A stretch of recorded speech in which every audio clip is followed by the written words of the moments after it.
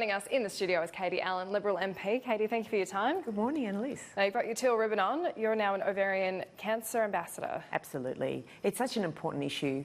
It's sort of one of those cancers that it's terrible because there's no early detection.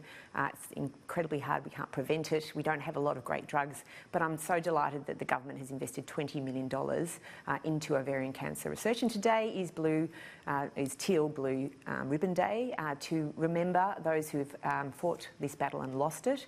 We do know 4 women every day are diagnosed with ovarian cancer, and unfortunately only 1 will survive. So when I was a medical student, it was one of those devastating conditions, and it remains that way. And it's the one cancer that we really need to get out there and back in. And it is nice to see bipartisan push in Parliament. You had your event on, I think it was Monday, the Greens MPs, Liberal, Labor. Absolutely, and it is a bipartisan thing. We've had a motion that's been moved, and there's been some fantastic and heart-touching speeches that have been given in the chamber. But it's so important because the symptoms are very non-specific. You know, it can be bloating or abdominal pain or not feeling too well. And the thing is to go and see your doctor if you've got new symptoms. But we really want to know how we can detect it earlier, how we can really change the statistics, because there have been some terrible tragedies and we really want to see if we can prevent them. Now, one thing that's almost had bipartisan support this week has been the response to domestic violence after that horrific incident in Brisbane. Were you disappointed to see Pauline Hanson and Malcolm Roberts set out the motion to condemn Bettina Arndt over her comments about the incident? Look, I think domestic violence or intimate partner violence is a terrible scourge, and it's something that everybody feels, we just need to do more about. We just have to have zero tolerance for. I mean, domestic violence, intimate partner violence, it's not acceptable now. It never was, and it never should be, and we really should do everything we can to make sure that this sort of thing, this terrible tragedy, which has shocked the nation, never happens again. And I think the sensitivities around it really are so important because, women have battled this for so long, and I think that there's a sense that there's more that we should always do, and I think those comments are something that we need to be very concerned about. Do you think that so you support the idea that she deserved to lose her OA? I think it's important the Australia Day Council looks at this very carefully, but I think that there's pretty big support for the fact that, the Australia Day Council or the awards are a great honour, and I'm concerned that it's undermining the good work that so many thousands of Australians are doing around Australia. I've put up people for honours myself, and I'm always, delighted. In Higgins we've had fantastic honorees, and I think it's really important that we continue to see it as the good work that people are doing. It's not about, getting a soundbite. It's not about, making some sort of comment that's meant to be polarising, and so I think that it'd be useful for the council to look at this very carefully. So Rex Patrick, just a short time ago, said he's lobbying both Labor and the government to have a domestic violence inquiry, that Labor's more open to the idea. Do you think that should happen in the wake of this incident in Brisbane? Well, I think we should always look at how we can do things better, and the one thing the government is doing is investing records amount of funding into domestic violence, $340 million, and particularly into short-term, the $75 million, particularly for emergency housing.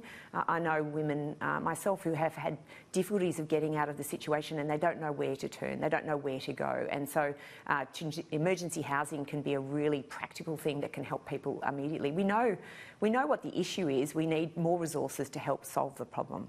Do you think there'd be value in an inquiry, though? Well, I think at this point we should wait and see how record amount of funding is going to have an impact. It's only just been announced, well, it was only announced last year. Let's see what that does to change the dial, and then further down the track we can always be open to that. Do you think there's anything else that should happen immediately in response to this incident in Brisbane? Well, I think that there are a lot of people who are just so incredibly shocked. People are lost for words about how horrific this is, the fact that there is one woman dying every week, that's just wrong. That's just wrong, and we need to do more about that. So the conversations that people are having, and to understand that this goes across all socioeconomic statuses, that everybody, doesn't matter who you are, if you know someone who is having difficulties, reach out to them, hold their hand, wrap yourself around them to make sure you can support them. But there are lots of services that are coming online. There are lots of support organisations. Sacred Heart Mission is just outside Higgins. It's an amazing organisation. There's lots of organisations. We should provide support for those organisations to do more and to do better and to support. But there's a lot of emergency support that's really important, because women need to know where to go and how to get there. And we need to also make sure that the legal system is supporting them. So I really do welcome the Family Courts Committee that's been set up, the inquiry that's being set up going forward, and I look forward to hearing what the results from that are as well. And just finally, on coronavirus, the impact on the economy in particular is really taking centre stage at the moment. Do you think it was wise for the government to say that the budget was back in black when clearly it hasn't gotten back in surplus in this time and might not get back in surplus now? Well, it just shows that you really need a strong economy, a strong and resilient economy to be able to deal with shocks. Who would ever have predicted this coronavirus outbreak was going to happen in this way and to this extent? Just imagine if we didn't have a strong economy and a prudent government like the coalition government in charge. We would have had more taxes, and who knows what the economic situation would have been if Bill Shorten had won in May last year. But what I would say is that Australians are very resilient. I'm very proud as a health practitioner in the past of the government's proportionate and rapid response to the coronavirus outbreak. We were the first in the world to take steps. January 21st, we said there's a potential pandemic.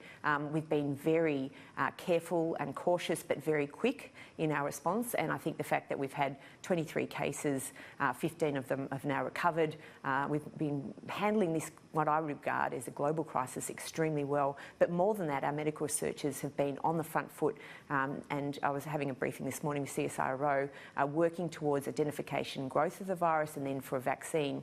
But this has been, at this point, about good communication, and the government has done a wonderful job on that.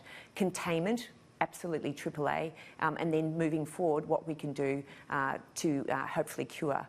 But this is going to be the new normal, in my view, with regards to global pandemics. We need to be aware that this is not going to be one-off, and we need to make sure that we have the right tools at our disposal to deal with it in the future. But on the economic impact, it's kind of pointless now to say what Labor would have done if they were in power. We've got the government in power. It was a year ago that the Prime Minister, Treasurer said, we are back in black.